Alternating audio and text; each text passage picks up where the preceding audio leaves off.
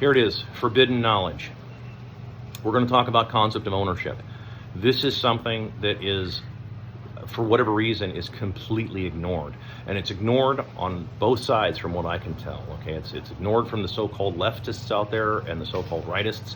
Nobody wants to, because the idea is, and this is because these are usually paid actors and shills that always conveniently ignore this kind of stuff. I'm not going to ignore it. I'm going to jump right down your throat with it. So strap yourself in and feel the G's as we talk about the idea of owning shit. Let me explain something. Ownership, particularly as it pertains to land in your own country, or excuse me, the country that you were told is yours, right, is fundamental. The reason that is because it implies responsibility, right? Without responsibility, you have this shit. You have everything falling apart and nobody caring. Exactly. Because nobody really owns it, so nobody really cares what happens. The same thing happened in the Soviet system. Well, no, it's all owned by big corporations and they're taking care of everybody. No, they're not. They're not. I mean, you have but to look around you to see that that's objectively not the case. Government? No, government's even worse. You know, like I've said before, I asked this a long time ago. Does it really matter if you're a slave to a giant government or a giant corporation? And the end result, does it really matter? Not really, because you're still a slave. So what I'm talking about is freeing yourself from the bondage of slavery, and that means concept of fucking ownership, okay?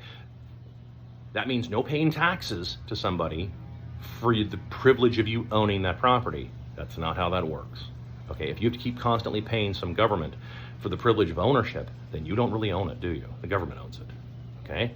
Remember we talked about this a long time ago. I showed you how to win at Monopoly, like the game Monopoly. I showed you how to win at Monopoly with like 2-3 moves, and you win the entire game by doing nothing, by just sitting and waiting long enough until you own the other players, not the property. It's just sort of like if you want to own, let's say you wanted to own 3 giant banks. Do you have to come up with trillions of dollars to buy all their stock and everything? No.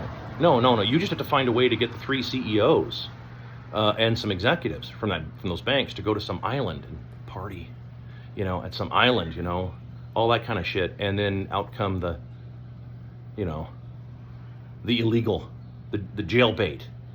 And then you got some stuff in their drinks. They have no idea what they're doing. And now all of a sudden you pretty much own them. Not one share of stock changed hands, but you own them. So that means they're going to do what you tell them to do, right? Okay, so that means that they're gonna like bring some of their other friends, because they like, hey, if I bring my other friends, my other rich and powerful friends to the island, right? You're gonna let me out of this, right? Oh yeah, absolutely. Now they're never gonna do that, but you know, you know, come on.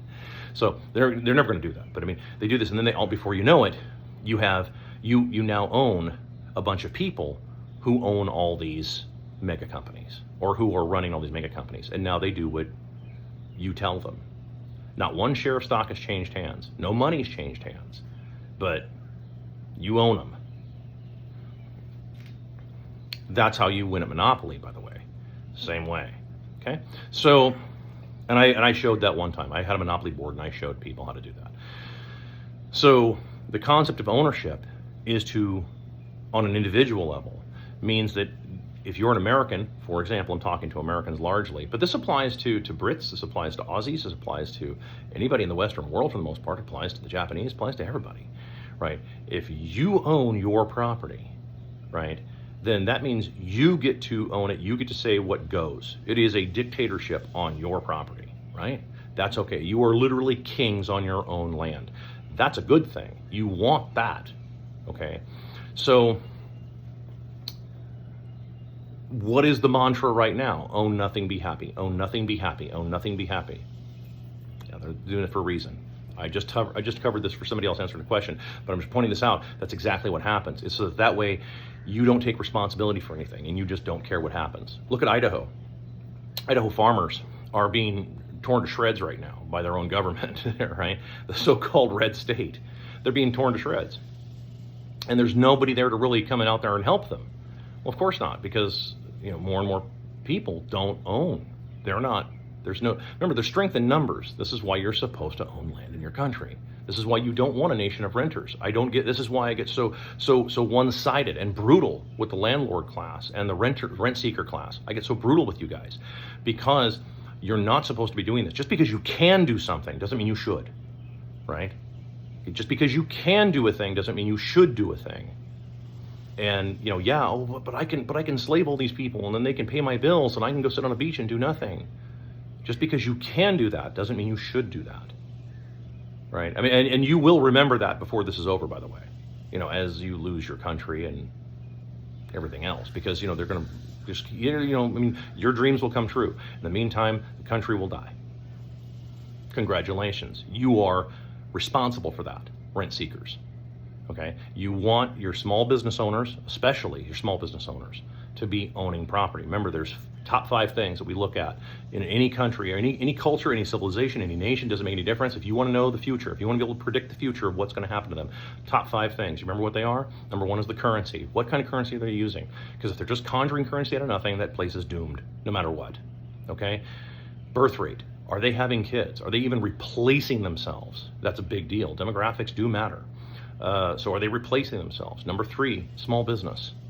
Are the small businesses functioning? Are they actually functioning? Are they profitable?